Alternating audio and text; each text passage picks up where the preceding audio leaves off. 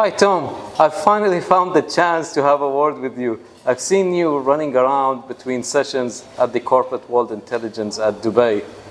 How do you find the event? I found it fascinating, and I found it fascinating for two reasons. One, the content has been sensational, but it also reminds me, conferences like this remind me that audit is a global profession. It reaches every part of the world, and I just find it fascinating as a consequence. So it's been really good. That's great. And Tom, for those who might not know you, and I doubt that many don't, tell us a bit about your career journey with the internal audit and what makes you passionate about this career. So this is this month is 30 years since I started in internal audit. Oh, mashallah. And thank you. And it's been a most fascinating journey. It's been one that's taken me to every corner of the world. It's taught me about not only audit and not only controls and not only risk, but it's taught me about business, it's taught me about people, and it's a perpetual classroom. So you always are learning something new in audit. And if I was to say to anyone that they needed to be exposed to those environments, choose audit as your career. Well, as you're aware that since 2024, the new standards were out, we keep on hearing a new terminology about being strategic advisor. So what's that all about? And how do you implement it in practice? Is it as easy as it's said? So to be a strategic advisor, it ultimately comes down to being able to help the organisation understand how to identify, assess, manage and assure the key risks. That is how it's stated in the standards, but also more broadly, that is what a good strategic advisor in any discipline is. Talking about AI, I've seen that in this conference, AI is just everywhere. AI in planning and audit, AI in field work, AI in reporting, AI in data analytics. Even yesterday's restaurant that we've been to was chosen by AI. So tell us how we can implement AI with audit on ground. I think when it comes down to it, for better or worse, artificial intelligence is with us and will be with us forever. I think it was best summed up by the CEO of 𝗙𝗵𝗄𝗏, the owner of Google, who said that AI is as omnipresent as fire or electricity. So then, that being the case, we're not going to undo the introduction of artificial intelligence at a mass level. How then we audit AI and how that will impact on the impact of the profession of internal audit is the most profound and existential consideration that I think that the profession has had to consider in probably forever, but at least in the last 60 or 70 years. So there's two parts of it. It is using AI to audit and us auditing AI. Yes. And I think the consequences is that, or the surprising part is that we are called IA and that's called AI, and IA auditing AI, and AI being used by IA to be for their audits. Yeah, it's exactly right, and this is where I think we've got an extraordinary platform to be able to take advantage of it, because we are the people that have been trained for decades in providing independent assurance.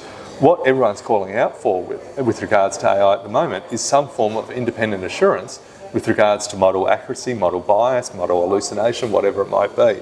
So that's us auditing AI.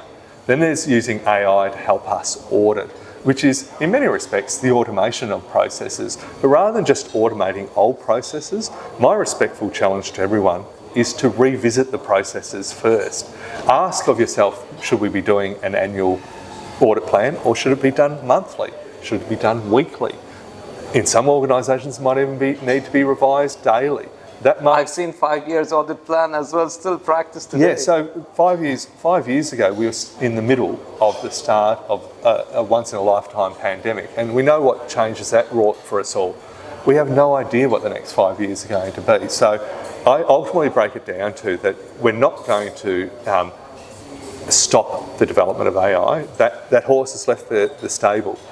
For us as a profession, we've got to look at it in two ways: auditing AI and AI helping us for auditing. If we look at it in those two buckets, then we've got a really, really positive, profound opportunity if we're brave enough to accept it. So talking about the future auditor, with all these massive changes happening, What do you recommend for internal auditors for the next 5 to 10 years? Which skills should they focus on to develop themselves and be ready to be the future auditor? It's a great question. I'm going to break it up into two parts. Those skills that we've always needed and those skills that are new that we need. Those skills that we've always needed to be curious. We've always needed to be wondering about the world. That doesn't change in the current environment, nor will it change going forward. So when it comes down to it, there's the skills that we've always needed and the skills that are new that we now need. The skills that we've always needed are things such as curiosity, empathy. Those are skills that don't change in any history of internal audit and are unlikely to change. The best auditor is the most curious auditor. The best auditor is the person that takes the opportunity to listen, is empathetic to what's being said to them. That being said, in the AI era and that we are now walking into, and it's not only AI, but let's focus on the AI era, over the next 3 to 5 years, there's going to be a couple of things that are going to be absolutely essential. First and foremost is AI literacy. If I say to you, well not to yourself, but if I say to someone else, what is AI bias or what is model drift, we can't be having a I don't know what you're talking about situation. You need to understand, as a good auditor, what that is. You need to understand what LLM stands for, large language model. You need to understand what that actually means, what it's actually doing. So those AI literacy aspects are absolutely critical. The second thing that I'd encourage everyone in terms of skills to have a global perspective. Now, I'm very fortunate in that I speak globally, consult globally, so I get the opportunity to hear what the Middle East is thinking. I get to hear what Asia is thinking. I get to hear what the United States or North America, South America and Europe are thinking. My challenge is for everyone to be global in their thinking, because this era is going to be the introduction of the global auditor. And so we need to be able to not necessarily speak Arabic. My Arabic is quite poor. I wish it was a lot better, but more so it is about speaking a common language and for us all to work together.